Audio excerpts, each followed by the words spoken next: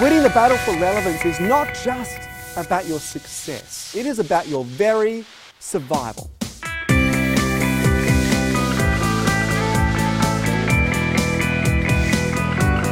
How do you offer something that is going to reposition your business so you're adding value in a new way or attracting a new marketplace that you may never have accessed before?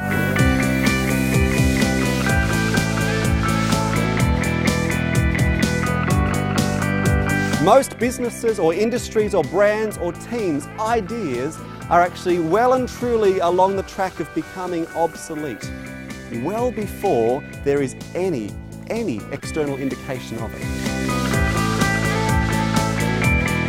If I were to ask you which industry you most associate with Switzerland, what would it be?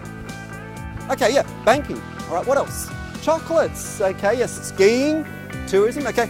Interestingly, if I'd asked your parents or your grandparents the same question, there would have been no hesitation. You know what they would have said? Watchmaking. Even up until the early 1970s, the Swiss produced half of all watches sold around the planet every single year. We're the Swiss. We know how watches work. Everyone learns from us.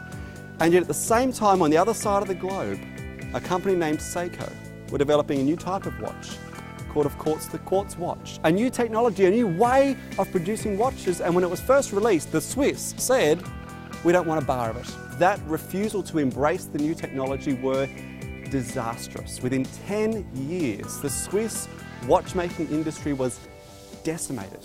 When you develop groupthink, when you get into a situation where everyone in an organisation or a team is approaching an issue from the same perspective, you miss those opportunities that are outside your frame of reference. But you don't just miss opportunities, you also miss threats. We've not done it that way in the past, and we see those things as threatening. They're outside our frame of reference. Sometimes they're so far off centre that we think they're a little bit crazy, and yet sometimes those are the very ideas we need to be paying attention to.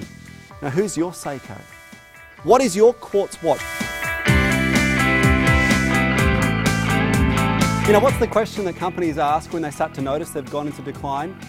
What happened? We were on track. Where did we go wrong? Something's missing. That effortless momentum you once had. That sense of excitement and passion and zeal, that X factor, your mojo. It's almost like it started to wane, started to evaporate. Here's what happens. Because the outside looks good, the sales figures are good, expansion is underway, we ignore that gnawing sense. And what that actually is that is the first indication implicitly that you are becoming irrelevant. This is a point where people go, what do we do? How do we get back to where we were? How do we regain momentum and relevance? Okay, the good news is you can do that.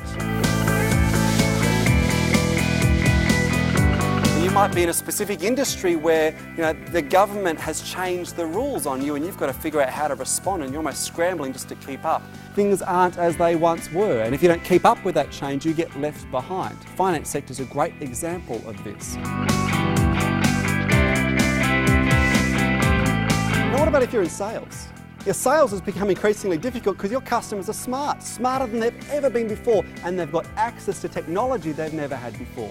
So you've now got customers coming through that because of technology can log onto a website and access products and services whether you are involved or not. See, what we've seen in the last few years is the death of the gatekeeper.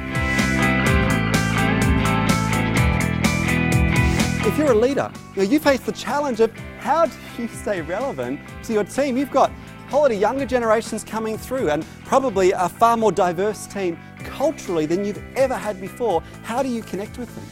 How do you stay relevant to their needs, to what it is that's going to motivate them? Maintaining vibrance and momentum and growth and relevance in the face of this constant onslaught of change, this constant state of flux. And this is incredibly difficult. It isn't easy, but it is possible.